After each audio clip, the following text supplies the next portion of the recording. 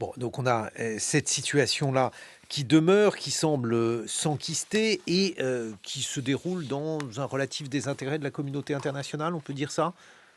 Non, on peut pas dire ça, mais si vous voulez, en ce qui concerne cette question du génocide, par exemple, cet été, il y a eu plusieurs rapports de l'ONU, d'Amnesty International, d'Human Rights Watch, qui en fait ont expliqué que toutes les parties au conflit, c'est-à-dire que ce soit les forces antigouvernementales ou les forces pro-gouvernementales, commettent toutes des atrocités, contre les populations civiles.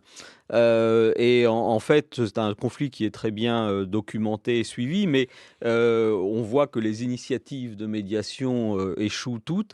Et pour le moment, l'initiative américano-qatari a l'air d'être enlisée à Doha, parce que c'est là-bas que les négociations ont lieu.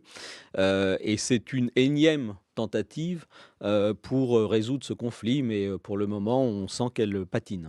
Elle patine avec des négociations qui sont en cours à Doha entre le M23 et les délégations congolaises. Comment ça se passe? Bah, ça se comme on vient de le dire, c'est enlisé, ça n'avance pas. Normalement, l'accord aurait dû être signé, cet été, donc maintenant on est, fin septembre et ça, c'est juste l'accord numéro 2, hein, l'accord numéro 1, comme on le disait tout à l'heure, a été violé déjà.